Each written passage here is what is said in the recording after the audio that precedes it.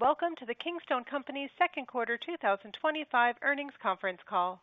At this time, all participants are on a listen-only mode. A brief question and answer session will follow the formal presentation.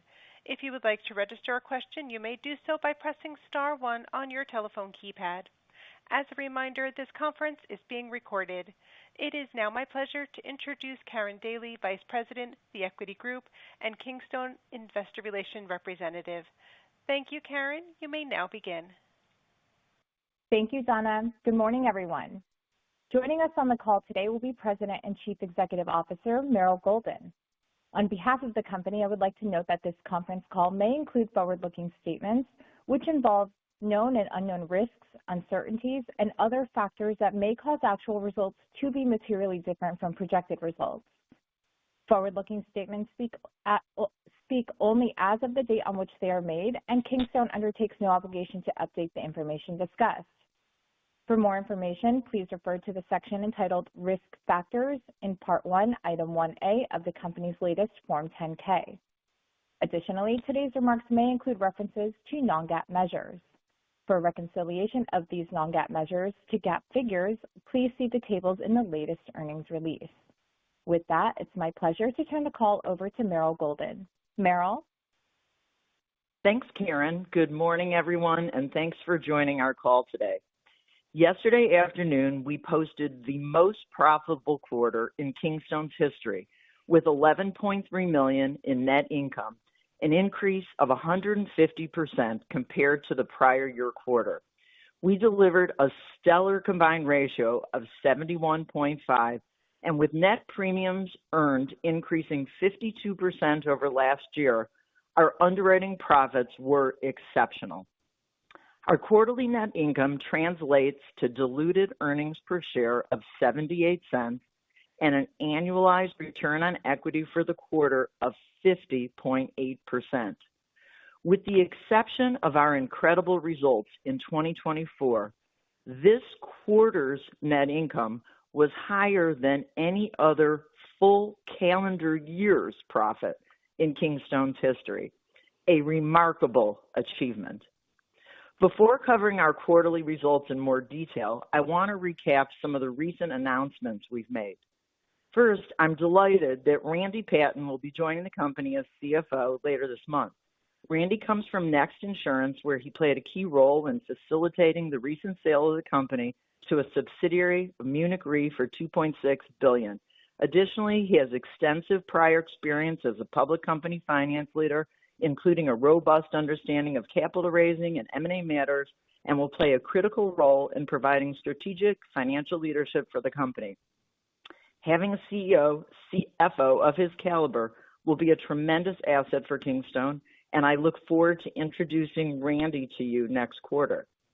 We've also had some changes on the Kingstone board.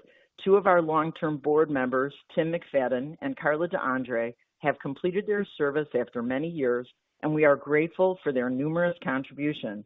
At the same time, Pranav Pashrika, an entrepreneurial leader with a strong track record of building insurance and technology companies, joined the board. Pranav's perspective will be invaluable as we drive forward our longer-term strategy. I also want to reiterate how pleased I am to have reinstated our quarterly dividend.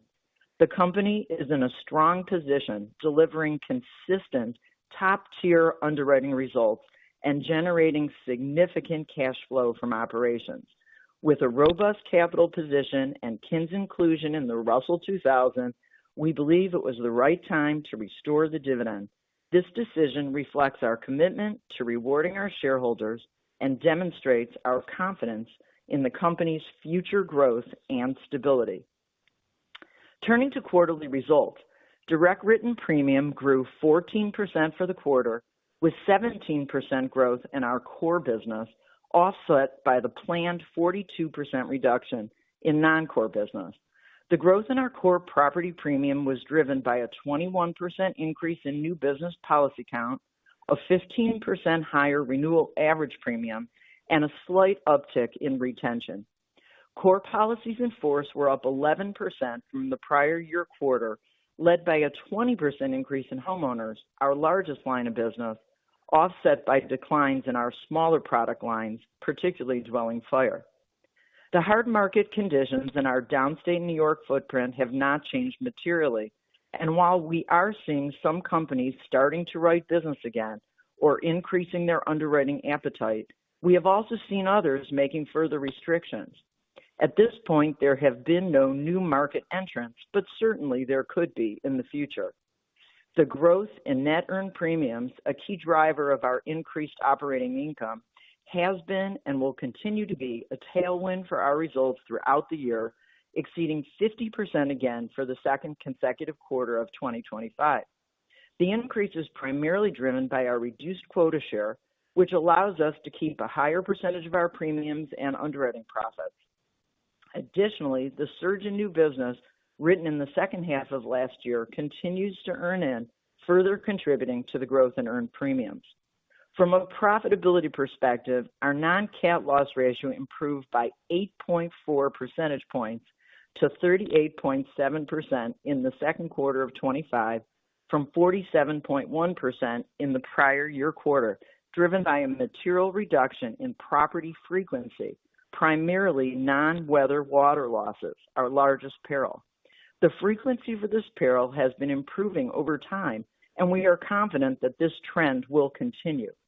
We believe that the mix shift we have been experiencing in our Select Homeowners program is the driver of our frequency improvement. As mentioned previously, our Select product pricing and underwriting has shifted our mix to more preferred risks with well-maintained homes, newer roofs, better insurance scores, and higher deductibles. Cumulative frequency for the Select Homeowners product has now decreased for 17 straight months. Additionally, fire-related claim frequency also improved this quarter. For homeowners, all perils combined, excluding catastrophes, our frequency was down 29% for the quarter. And while severity was elevated compared to the second quarter of last year, it was down from the first 3 months of 2025. The rise in severity was more than offset by lower frequency, resulting in favorable loss performance. Catastrophe losses are typically low in the second quarter, and this quarter they contributed only 0.6 percentage points to the loss ratio. We also recognized $213,000 or 0.5 percentage points of favorable reserve development on prior year losses. Our expense ratio was up 1.5 percentage points in the quarter to 32.7% and up 0.7 percentage points to 32% year to date. This is driven by lower ceding commission on our primary quota share treaty, which is on a sliding scale based on the loss ratio. As the year progresses, and if the loss ratio continues to improve as expected, ceding commission will continue to increase and our expense ratio will benefit as a result. We anticipate the expense ratio for full year 2025 to be in line with 2024.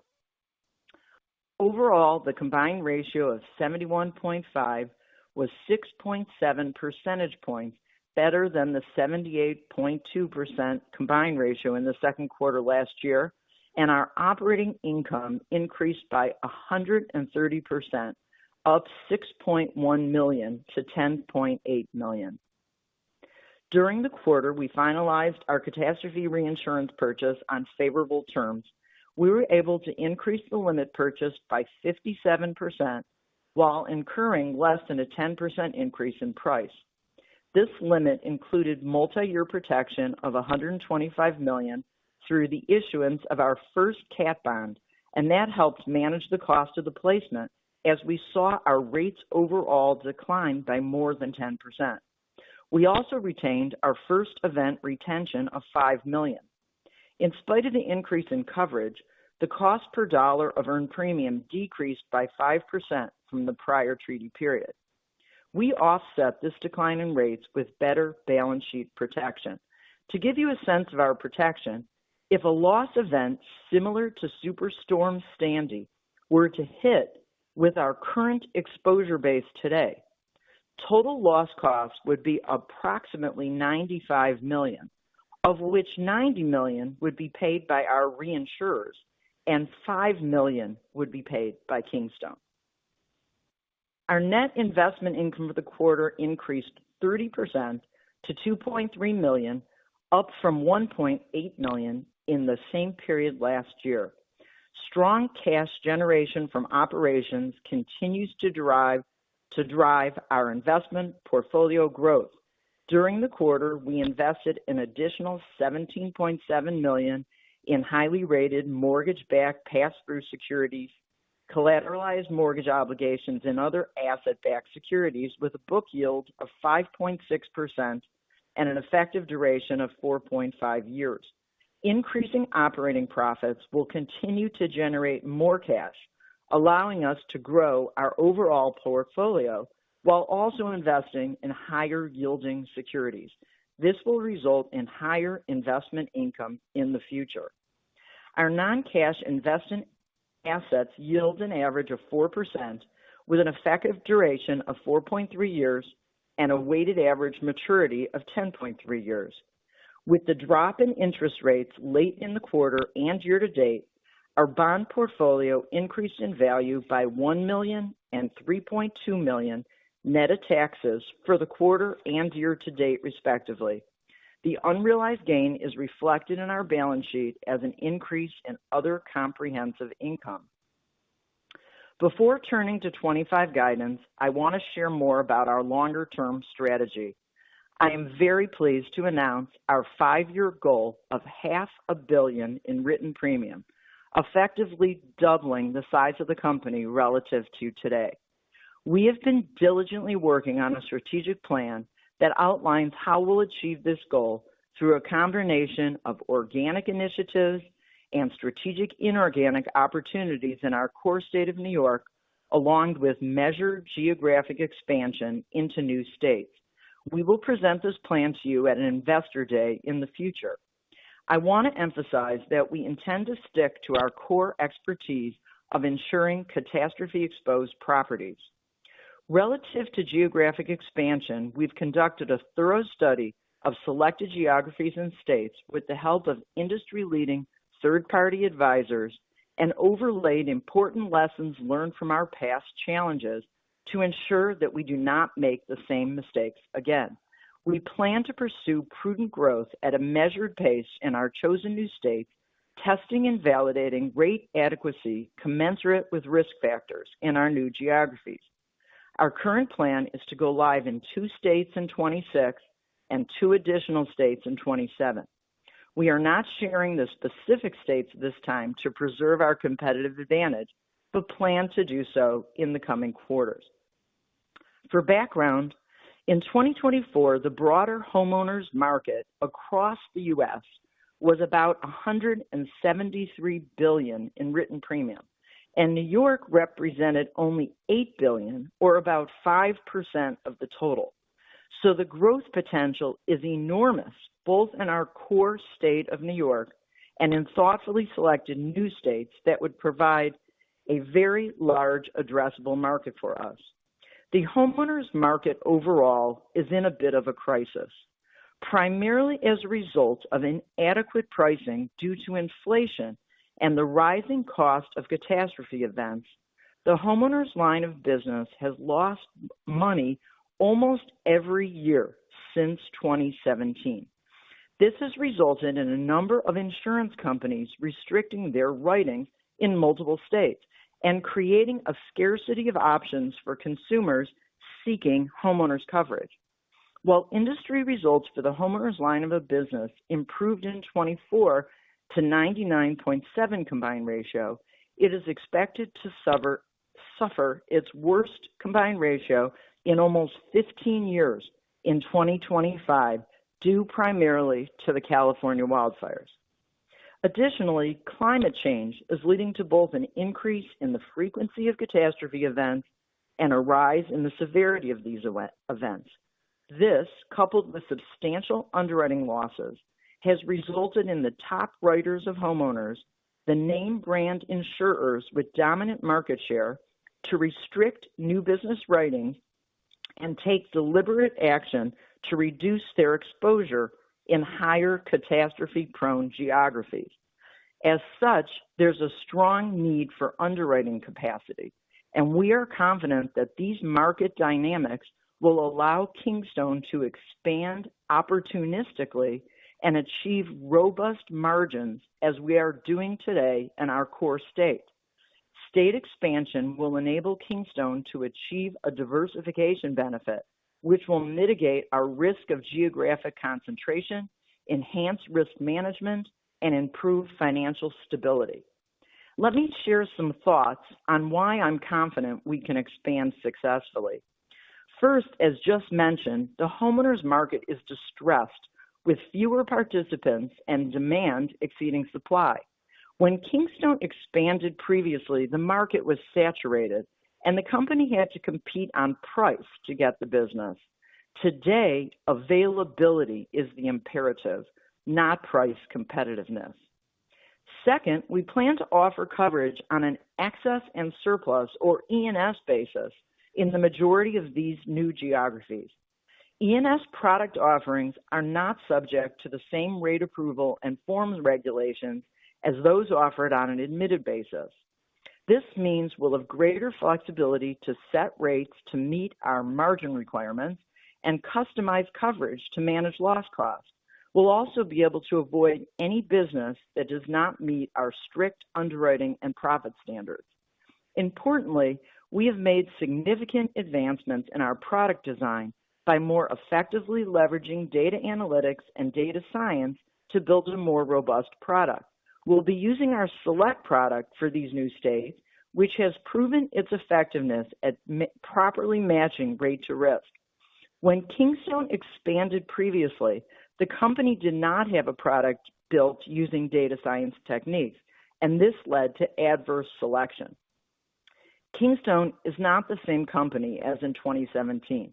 We have strengthened all aspects of our organization and assembled highly experienced teams, including in our claims organization.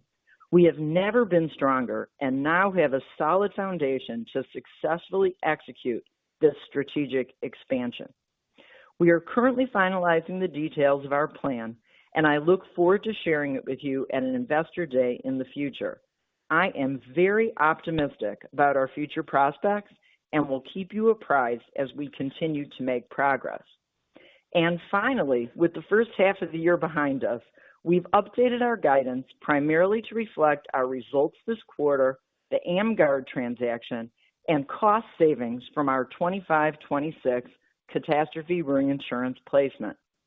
Relative to top-line growth, we reduced the first 12-month premium estimate from the AmGuard renewal rights transaction to $12 million, now that we have a better understanding of our comparative rate levels.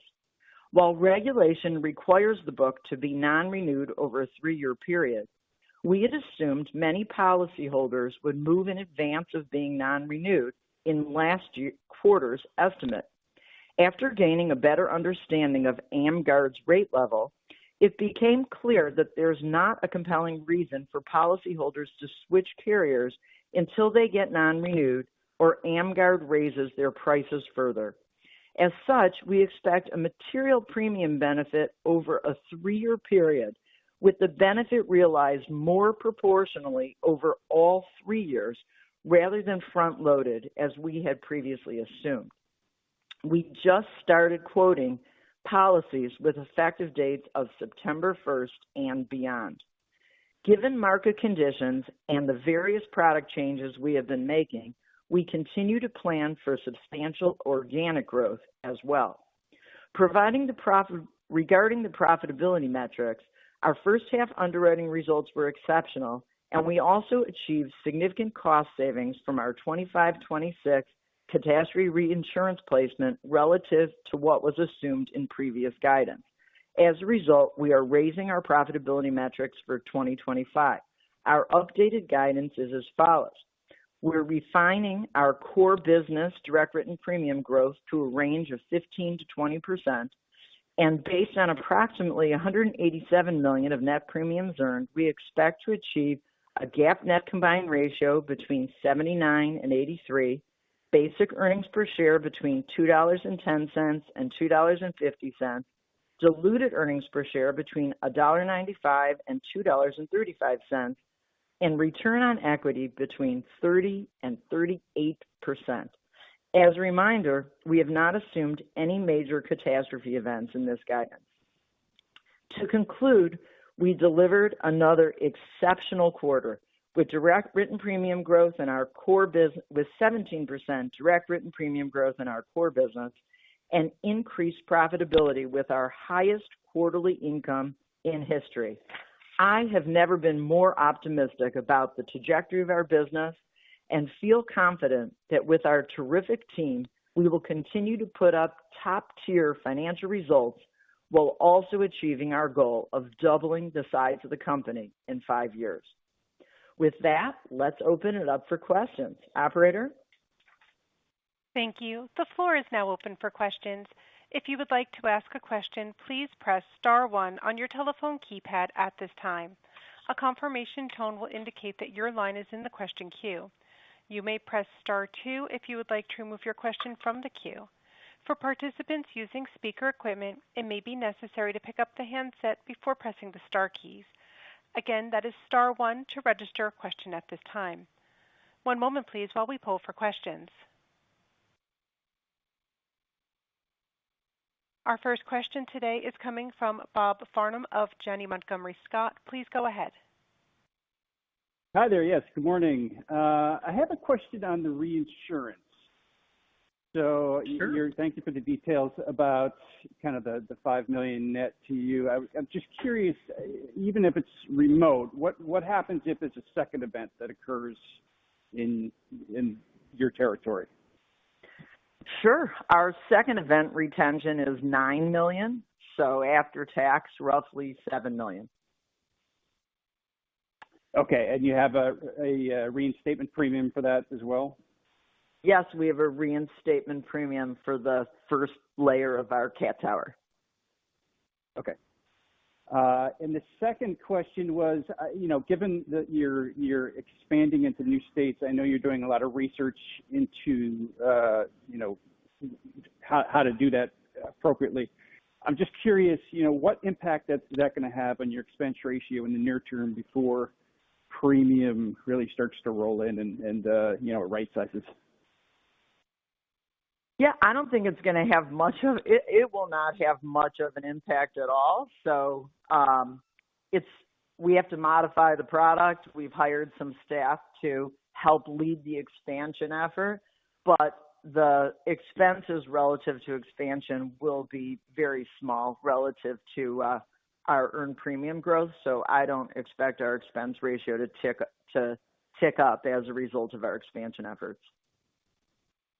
Okay. So, yeah, I mean, a lot of times, companies say, well, we're expending a lot right now, but we haven't really generated the premium yet. So it's temporarily going to be a mismatch, but it sounds like it's not going to be much of an issue for Kingstone. Yeah. And look, we've built the foundation already. We already have the product. We need to modify it, obviously, for these various states, but we have the actuarial team. We have the team in place today that's doing the research and leading this. We have the claims team in place. So, again, we might make a few hires, and there's certainly systems costs, but it's immaterial on a relative basis. I don't think we'll see an uptick. Great. Okay. And the last bit is with the AmGuard transaction. It sounds if I've read it right, you're only looking for maybe $12 million of premium from that $70-some odd million book. I'm just curious, is that something it's lower than I expected. So is that something you found in that book that maybe not all that conducive to getting into Kingstone? No, look, last quarter, I knew after announcing the transaction that everyone would want to know what the approximate premium benefit would be. And so we came up with an estimate, but we had very little data. And to be honest with you, we still have very little data because, as I mentioned, we just put out the first batch of quotes effective September 1st. So we don't have certainty around what our conversion rate will be. But what we do have certainty around now is our rate level difference. And so we knew that AmGuard was taking a rate increase, but we didn't know where our rates would compare to AmGuard. So originally, I still think we're going to write 25 to 35 million, which was the estimate that I shared last quarter. But last quarter, I thought it would be more front-loaded because I assumed, since we're paying higher commission, that producers would proactively move the book. But now that I see that our rates are higher, I think that the producers and consumers will wait until they're being non-renewed in order to join Kingstone. So it's the same amount of total premium, just spread more proportionately over 3 years rather than front-loaded as I had assumed last quarter. Does that make sense, Bob? Yeah, no, that's good color. Thanks for that. That was one of the questions. I just saw that it had come down from what you initially thought, so I was just kind of wanted to ask about it. So good explanation. Okay, thanks, Bob. Yep, that's it for me. Thanks. Have a good one. Thank you. Our next question is coming from Gabriel McClure of Private Investor. Please go ahead. Hi, Gabe. Hi, good morning, Meryl, and congratulations on an amazing quarter. Thank you. Yeah, so I guess you just answered my AmGuard question. Thank you for that. And also the hurricane exposure. So I just have one question left for you. Sure. And so you announced the dividend reinstatement, and thank you for that. All the shareholders are grateful for that. But and as I kind of look at the company and the trajectory that you're on, and basically a simplified way of saying, the money's starting to pile up, and I know we got a lot of growth ahead of us. But how does your capital allocation priorities look? How do you think about all that and share buybacks in the mix going forward? Thanks. Sure. So I've been asked the question in the past about share buybacks, and I'm going to be very consistent. We have the opportunity to use our capital, and we have no plans at this point to do a share buyback. So in terms of our capital strategy, we may need more capital to execute on our plan, and if needed, we'll look carefully at all alternatives. But, the profitability we've achieved over the last 7 quarters has put us in this phenomenal place where we've paid off our debt, we've replenished our surplus, we've bought more reinsurance, we've reduced our quota share, and now we've restated the dividend to shareholders. So we feel like we have sufficient capital to fund our growth in the near and midterm, and, we just think we're in a really good place. Hope that answered your question. It does. Thanks. Thank you. There's no further questions at this time. I will turn the call back over to Meryl Golden for closing remarks. Terrific. Well, thank you for joining the call today. The entire team at Kingstone is both proud and energized by the strong results we've delivered, and we look forward to building Kingstone into a multi-state carrier poised for meaningful growth and profitability in the years ahead. Have a great day. Ladies and gentlemen, this concludes today's event. You may disconnect your lines or log off the webcast at this time and enjoy the rest of your day.